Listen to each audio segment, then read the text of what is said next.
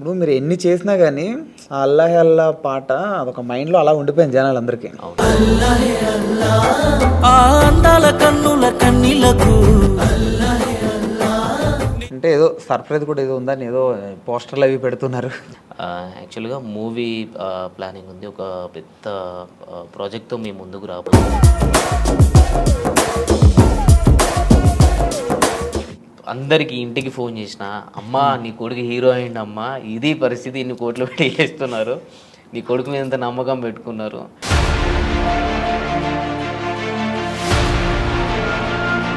ఈ 300 సాంగ్స్లో బాగా కష్టంతో చేసిన పాట ఏంది? మొత్తంగా అంటే నేను లక్ష్మణ్ అన్నతోటి ప్రాజెక్ట్ చేసినప్పుడు కొంచెం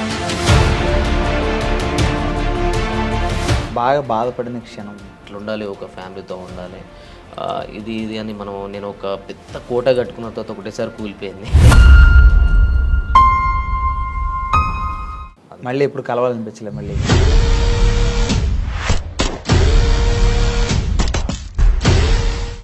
హాయ్ హలో అందరికీ నమస్తే, వెల్కమ్ టు ఐడ్రీమ్ మీడియా. ఇప్పుడు నా ముందున్న గెస్ట్ పేరు ఏంటంటే, ఆయన యూట్యూబ్లో ఒక ట్రెండ్ సృష్టిస్తున్నారు. ఆయన పాట ఎప్పుడు రిలీజ్ అయినా సరే జనాలు ఎప్పుడు రిలీజ్ అవుతుందని కూడా ఎదురు చూస్తున్నారు అనమాట. సో ఒక విషాద గీతాలని ఆయన నటనతో అదేదో నిజంగా జరుగుతుందా, అది నిజంగా మనం ఎమోషనల్ అయ్యేలా చేస్తున్నాడు అనమాట. ఆయన మన టోనీ కిగ్ గారు మనతో ఉన్నారు. సో ఒకసారి బ్రోతో మాట్లాడి సో ఆయన పడ్డ కష్టాలు, ఇప్పుడు ఈ సక్సెస్ ఎట్లా ఎంజాయ్ చేస్తున్నారు, ఇవన్నీ ఒకసారి అడిగి తెలుసుకుందాం.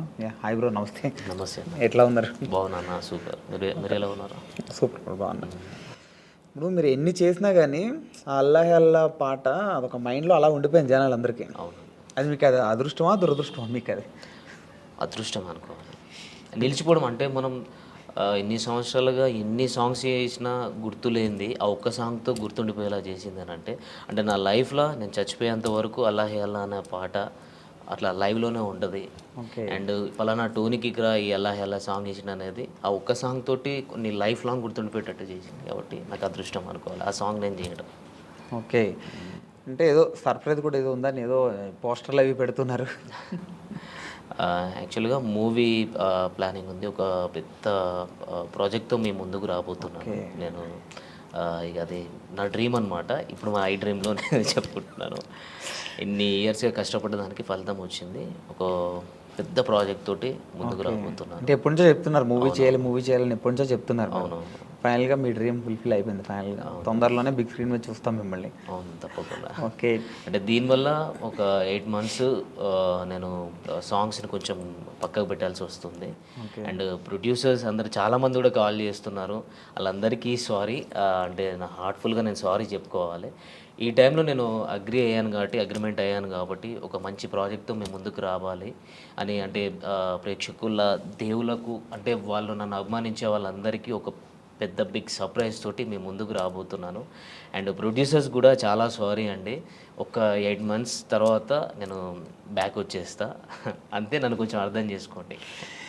అంటే మీ పేరు చెప్పగానే జనాలకి ఏంటంటే ఒక విషాద గీతాలు ఏంటంటే అదేదో విరహ ప్రేమికుడు, భగ్న ప్రేమికుడు అంటారు కదా, ఆ పాటలే ఎక్కువ వస్తున్నాయి. అంటే మీరు అట్లా సెలెక్ట్ చేసుకుంటున్నారా లేకపోతే వస్తున్నాయి? అట్లా అంటే సెలెక్ట్ చేసుకోవడం బ్రాండ్ పడిపోయింది మీకు అట్లా అయిపోయింది. అంతకుముందు స్టార్టింగ్లో ఒక డాన్సర్గా గుర్తించారు, తర్వాత ఒక ఆర్టిస్ట్గా. ఇక రెండు, ఈ టోనీకి ఏజ్ చేసిన డ్యాన్స్ వర్షన్ వచ్చినా వాడు చేయగలుగుతాడు, అండ్ యాక్టింగ్ స్కిల్ కూడా ఉంది, ఇలాంటి బాగా సెట్ అవుతున్నాయి అని చెప్పేసి వాళ్ళు ఓన్ చేసుకొని నాకు ఇవ్వడం జరుగుతుంది. అది నాకు అదృష్టమే చాలా. అంటే నువ్వు ఎప్పుడైనా వేరే క్యారెక్టర్ అయినా, వేరే మంచి సాంగ్ ఏదో మామూలు ఊపిన సాంగ్ వేరే ఏమైనా వస్తే జనాలు యాక్సెప్ట్ చేయగలరా? అంటే ఒక బ్రాండ్ పడిపోయింది కదా మీకు, ఇట్లా ఎక్కువ ఈ సాంగ్లే, ఏడిపించే సాంగ్లు ఎక్కువ వస్తున్నాయి కదా మీ నుంచి.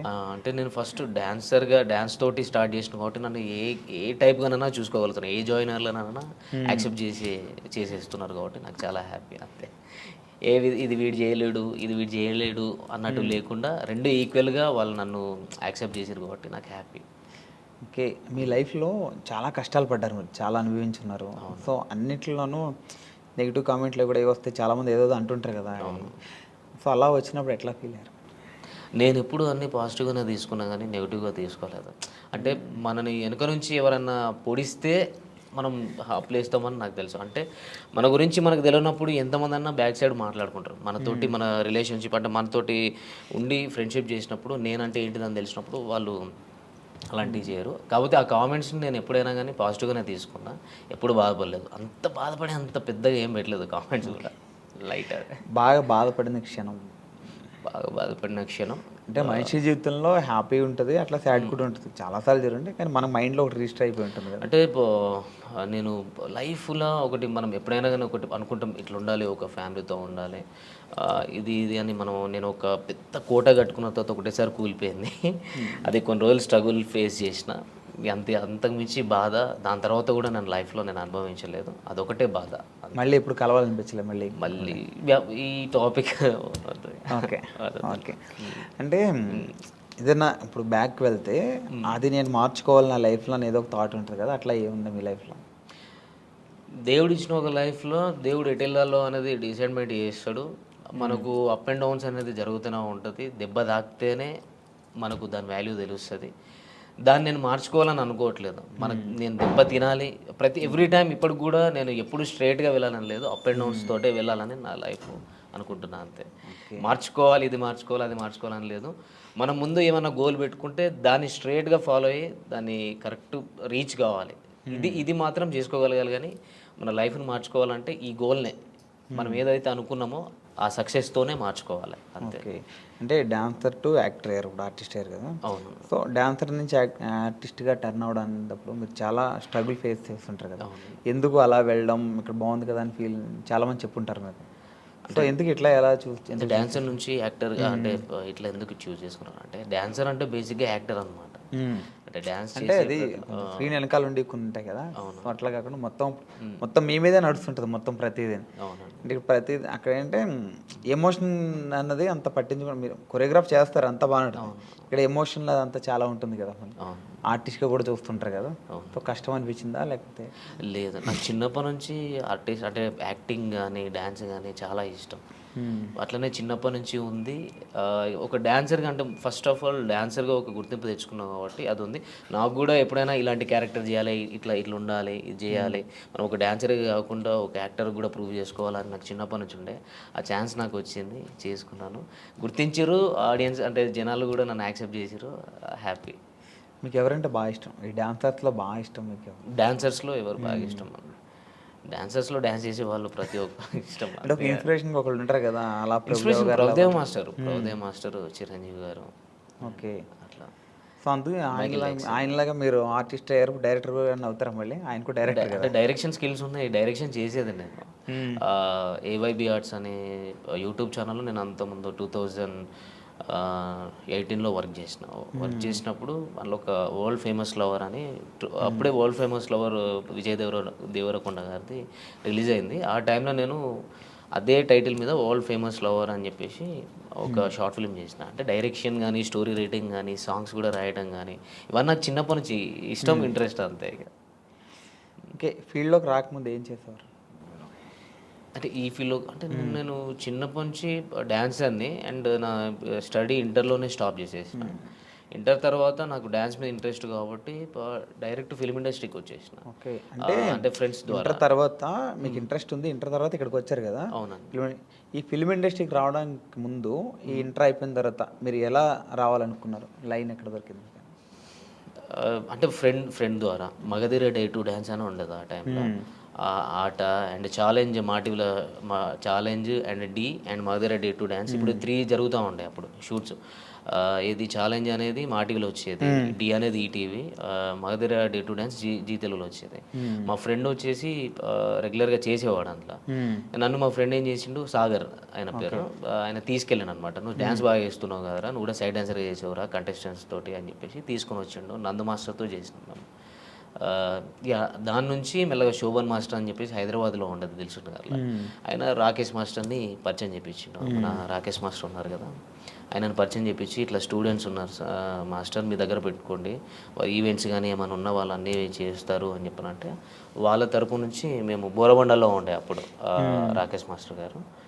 అప్పుడు అక్కడికి వెళ్ళి అట్లా స్టార్ట్ అయింది.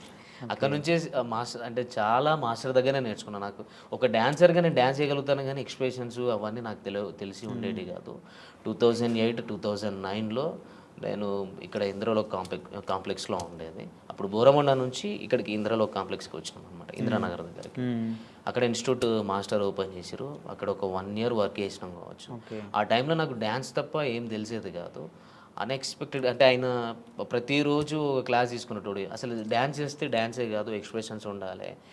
అలాంటివి నేను ఆయన దగ్గర చాలా నేర్చుకున్నా. ఇప్పుడు మన మధ్యలో లేరు కాబట్టి అండ్ ఆయన తరపు నుంచే నేను యాక్టింగ్ అనేది కొంచెం నేను చూస్ చేసుకున్నా. ఇట్లా ఉంటుంది ఇది ఉంటుందని ఒక డాన్సర్గా నేను తెలుసుకున్నది ఆయన దగ్గరనే, రాకేష్ మాస్టర్ దగ్గరనే. అంటే కొరియోగ్రాఫర్గా సినిమాల్లోకి వెళ్ళకుండా మళ్ళీ ఆర్టిస్ట్గా టర్న్ అయ్యారు కదా మళ్ళీ. అంటే ఆ టైంలో 2009లో Gemini TV 31st night event చేసినాం. నాకు ఒక 10 days బాగా స్ట్రగుల్, అంటే ఎక్కువ స్టెయిన్ అయిపోయింది, ఫీవర్ వచ్చేసింది. ఇక్కడ నుంచి సిక్ అయిపోయి ఇంటికి వెళ్ళిపోయినా. ఇంటికి వెళ్ళిన తర్వాత ఇంట్లో వాళ్ళు పంపించలేదు. అప్పటికి ఆ లోపు ఒకవేళ 2009లో ఉండేది ఉంటే నాకు సైడ్ డాన్సర్ కార్డ్ తీసుకున్నట్టు. అప్పుడు షారోన్ అన్న ప్రెసిడెంట్గా ఉండే. ఆ టైంలో నీకు ఇప్పిస్తా అంటే పాల్ మాస్టర్ని చాలామంది వచ్చేవారు అప్పుడు రాకేష్ మాస్టర్ దగ్గరికి. నేను ఎక్స్పెక్ట్ చేయలేదు, కానీ ఇంట్లో వాళ్ళు కొంచెం స్టాప్ చేసారు, నీకు హెల్త్ పరంగా బాగాలేదు అనేసరికి అక్కడనే ఉండిపోయి ఇన్స్టిట్యూట్ పెట్టుకోవడం జరిగింది. ఇన్స్టిట్యూట్ పెట్టుకొని మెల్లగా అట్లా అయిపోయింది. అట్లనే డాన్సర్గా ఉండి ఒక ఆర్టిస్ట్గా ఈ యూట్యూబ్లోకి నేను అన్ఎక్స్పెక్టెడ్గా వచ్చిన. నాకు అంటే డైరెక్ట్ మూవీస్లోకి వెళ్ళాలి అన్నట్టు ఉండేది. అంటే నాకు డైరెక్ట్ టచ్ అక్కడికి వెళ్ళిపోయినా. రాకేష్ మాస్టర్ తరపు నుంచి నేను ఏదో మూవీస్లోకి వెళ్ళాలి, మూవీస్లో కొరియోగ్రాఫర్ కావాలి, డాన్సర్ కావాలి అనే దాంట్లో నుంచి కొన్ని మధ్యలో డిస్టర్బెన్స్ల వల్ల స్టాప్ అయిపోయి అక్కడనే మా ఊరు గోదావరికి అని అక్కడనే స్టాప్ అయిపోయినా. అక్కడ స్టాప్ అయిపోయి అన్ఎక్స్పెక్టెడ్గా ఒక సిచ్యువేషన్ జరిగింది. అటు నుంచి ఇళ్ళకు రావడం జరిగింది. యూట్యూబ్లోకి రావడానికి మీకు ఎవరు హెల్ప్ చేశారు? అంటే ఎవరు చెప్పారు ఎట్లా యూట్యూబ్లో చేద్దాం మనం అని చెప్పి? యూట్యూబ్లోకి మా ఫ్రెండ్ ఉండేటోడు, చరణ్ అని. చరణ్ వాడు మూవీస్ చిన్న చిన్న మూవీస్ చేసిండు, అవి ఇంకా రిలీజ్ కాలేదు, నార్మల్ తక్కువ బడ్జెట్. వాడు ఎప్పటికీ యూట్యూబ్ మీద కాన్సన్ట్రేషన్ ఉండేది. అసలు నాకు యూట్యూబ్ మీద అంత ఐడియా లేకుండే.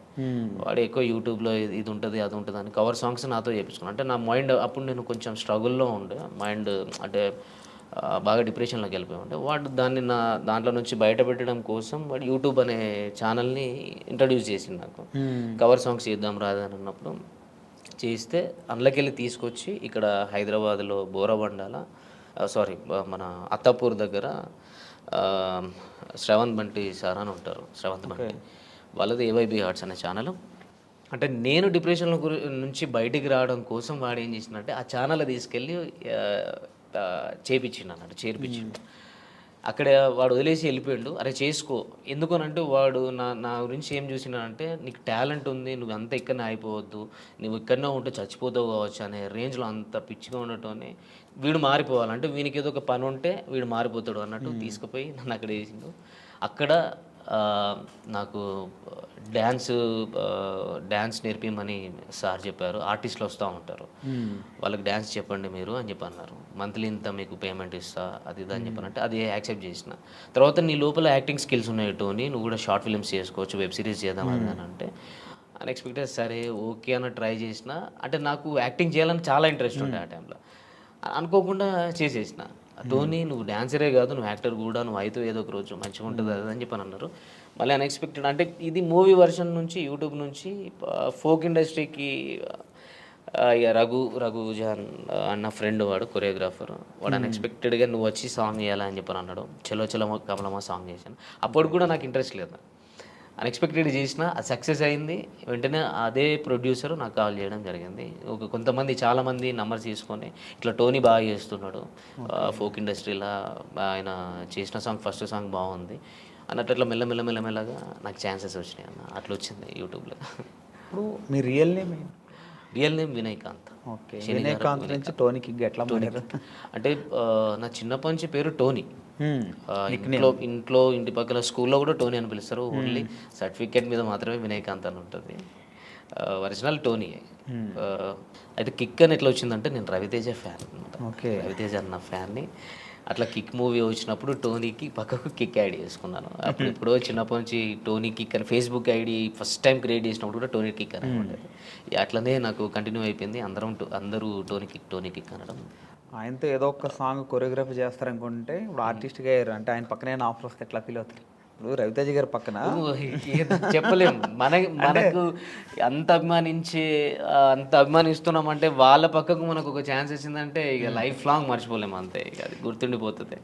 నాకు అదృష్టం అనుకోవాలి. ఆ అదృష్టం ఉంటే నిజంగా చాలా అంటే కలవడం, ఫోటో దిగడం ఇది కాదు మెయిన్.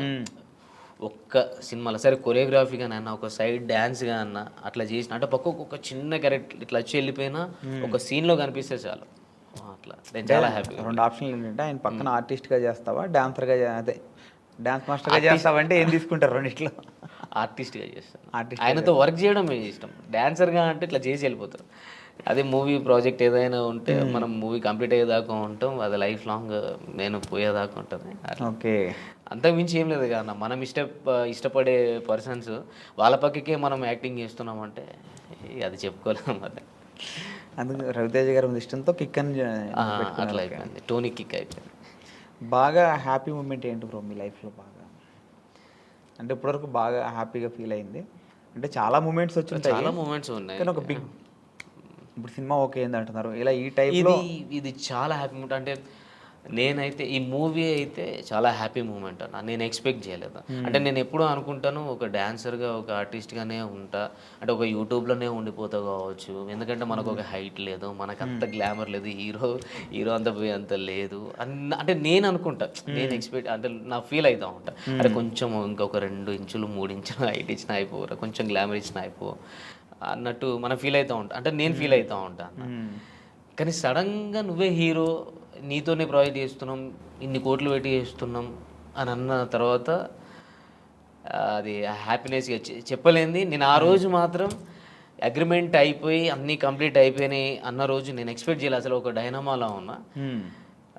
కానీ అందరికీ ఇంటికి ఫోన్ చేసిన, అమ్మా నీ కొడుకు హీరో అయింది అమ్మా, ఇది పరిస్థితి, ఇన్ని కోట్లు పెట్టి చేస్తున్నారు, నీ కొడుకు మీద ఎంత నమ్మకం పెట్టుకున్నారు, ఇది ఇన్ని రోజులు కష్టపడ్డదానికి నేను ఎక్స్పెక్ట్ చేయలేని ఫలితం అనేది వచ్చింది. అంటే నేను ఎన్నో స్ట్రగుల్స్ నుంచి వచ్చిన నాది మామూలుగా తప్పేను, ఎన్నో బాధల నుంచి అసలు నేను అసలు ఏ దారి ఎటు నుంచి దేవుడు ఎటు తీసుకెళ్తాడో కూడా ఎక్స్పెక్ట్ చేయలేదు. అసలు ఈ 5 years ఎట్లా గడిచింది అనేది కూడా నాకు ఐడియా లేదన్న, అట్లా వెళ్ళిపోయింది అంతే. కానీ సంతోషంగా అంటే చాలా హ్యాపీగా ఫీల్ అవుతున్నాను. నా డ్రీమ్ ఐ డ్రీమ్లో చెప్పుకుంటా. డ్రీమ్ ఐటెంలో చెప్తాను. Okay okay. ఇంకా ఫ్యూచర్ ప్రాజెక్ట్స్, ఇంకా ఫ్యూచర్ మీ గోల్స్? మూవీ ఓకే అయింది అంటే ఎప్పటి నుంచో అనుకుంటున్నారు కదా సినిమా, మీ ఫ్యాన్స్ని కూడా చాలా మందిని తొందరలో సినిమా వస్తాను, సినిమా తీస్తాను అని చాలా రోజుల నుంచి అన్నాను. కానీ కన్ఫామ్గా మీకు ఈ 2 monthsలో, ఈ వచ్చే 2 monthsలో అప్డేట్ ఇస్తారు. ఎందుకంటే గ్రౌండ్ వర్క్ నడుస్తుంది, వర్క్షాప్ నడుస్తుంది. అంతా అయిపోయిన తర్వాత అఫీషియల్గా మీ ముందుకి వస్తాం. మీరేం డిసప్పాయింట్ కావద్దు ఖచ్చితంగా. అంటే నేను చెప్పే మాట ఇన్ని రోజుల నుంచి నేను మాటగా చెప్పిన, ఇప్పుడు నేను హార్ట్ఫుల్గా నేను ఓపెన్గా చెప్తున్నాను. ఇది నేను చెప్పడం కాదు, మీకే ఇంకో 2 నెలల్లో తెలుస్తుంది. మీరేం డిసప్పాయింట్ కావద్దు. సాంగ్స్ కూడా రావట్లేదు, చేయట్లేదు అని అనుకోవద్దు. ఎందుకంటే ఒక మంచి ప్రాజెక్ట్తో, ఒక పెద్ద సినిమాతో మీ ముందుకు వస్తున్నాం కాబట్టి, మంచి కథతో వస్తున్నాం కాబట్టి మీరు దాన్ని కూడా యాక్సెప్ట్ చేయండి. అండ్ మీరు లేకపోతే నేను లేను. అండ్ చాలా థ్యాంక్ యూ, నన్ను కూడా ఇందులో ఇంకా సపోర్ట్ చేయండి అని నేను కోరుకుంటున్నాను అంతే. వాళ్ళకు ఇప్పటివరకు ఎన్ని సాంగ్స్ చేశారు మొత్తం? నేను ఒక 300 దాకా చేసి. 300. ఈ 300 సాంగ్స్లో బాగా కష్టంతో చేసిన పాటే ఉంది బాగా, అరే వద్దు ఇంకా అది మనం అనుకున్న తర్వాత సాంగ్ కంప్లీట్ అయిపోయినా కొంచెం కష్టంగా ఉంది అనిపించింది పాట ఏంటి? కష్టంగా అంటే ఇప్పుడు నేను లక్ష్మణ్ అన్నతోటి ప్రాజెక్ట్ చేసినప్పుడు కొంచెం భయంగా కష్టంగా అనిపించేది. అట్లా కొన్ని టైమ్స్లో నేను హెల్త్ కరెక్ట్గా లేనప్పుడు కూడా డ్యాన్స్ చేయడం నాకు బాగా కష్టం అనిపించింది. అట్లా చాలా జరిగినాయి అన్న, ఒకటని కాదు, బాగా జరిగినాయి. ఇది యాక్టింగ్ వర్షన్కి వస్తే లక్ష్మణ్ అన్నతో చేస్తే కొన్ని కష్టం అనిపిస్తాయి, భయం అనిపిస్తుంది. కష్టం ఏం లేదు, ఇష్టమే, కానీ కొంచెం భయం వేస్తుంది. డ్యాన్స్ పరంగా వస్తే కష్టం, ఎందుకంటే మొత్తం బాడీ మొత్తం షేక్ చేయాలి కాబట్టి కొన్ని సిచ్యువేషన్స్లో నాకు హెల్త్ కరెక్ట్గా సహకరించినప్పుడు కొంచెం కష్టం అనిపించింది. చాలాసార్లు అయింది అట్లా. అంటే ఇన్ని పాటల్లో మీకు ఇష్టం లేకుండా మీరు ఏదో ఒక ఫ్రెండ్ చెప్పారని, ఫ్రెండ్ గురించి అని, అంటే పాట నచ్చకపోయినా మీరు చేసినవి ఒకటి ఉంటాయి కదా, ఉన్నాయా అట్లాంటివి? పేరు చెప్పాలి లేదు, అట్లా లేదు. తర్వాత బాధపడింది ఏమున్నాయా? లేదు అట్లేం లేదు. మనం ఏదైనా సాంగ్ నచ్చితే చేస్తాం, నచ్చకుండా అయితే మనం చేయలేము, అడిగేయలేము. నచ్చే చేసినాము నేను సాంగ్స్, ఎప్పుడు నచ్చకుండా చేయలేము. ఓకే. అంటే కొంతమంది ప్రొడ్యూసర్స్ కూడా అంటే అంటే పాట హైప్ పోతుంది అనే నమ్మకం కాకుండా మీడియంలో ఉంది, ఒకటి హైప్లో ఉంది, అంటే మొత్తం పూరా డల్గా ఉంటే మాత్రం లేదన్నా ఇలా లేదు అని చెప్పగలుగుతా. కానీ నన్ను కన్విన్స్ చేసి నేను ఇష్టం లేకుండా చేసిన ప్రాజెక్ట్ అయితే ఇది లేదు, అన్ని ఇష్టం ఉండే చేసేసిన. కొంతమంది నెగిటివ్గా కామెంట్లు పెడుతుంటారు, వాంటెడ్లీ కావాలని పెడుతుంటారు. అట్లా వచ్చినప్పుడు ఎలా ఫీల్ అవుతుంది? నేను కావాలని పెట్టినప్పుడు దాన్ని నేను ఏం చేయలేనన్న. నేనైతే అసలు ఈ స్టార్టింగ్లో ఎప్పుడో 1 ఇయర్లో అంటే ఈ ఇయర్ ఫస్ట్ ఇయర్లో నేను చూసుకున్నా కామెంట్స్, బాధ అనిపించేది. తర్వాత నుంచి అసలు కామెంట్స్ చూడడమే బంద్ చేసిన. తర్వాత మధ్యలో మా ఫ్రెండ్స్ ఎప్పుడు కామెంట్స్ కూడా చూసుకోవాలి, చూసుకుంటే నీ గురించి ఏం నెగిటివ్ ఉందా పాజిటివ్ ఉందా తెలుస్తుంది, దాన్ని నువ్వు క్లియర్ చేసుకోవచ్చు అన్నట్టు కూడా మాట్లాడేది. అట్లా నేను చూసేది. అవన్నీ చూసి ఏమైపోయిందనంటే కామన్ అయిపోయింది నాకు. ఓకే. అంత నెగిటివ్గా తీసుకునే అంత లేదు. తర్వాత నాకైతే ఎవరు ఇదివరకు నెగిటివ్గా పెట్టిర్రో వాళ్ళందరూ పాజిటివ్గా కామెంట్స్ ఇప్పుడు స్టార్ట్ చేసారు. అది నాకు హ్యాపీగా ఉంది.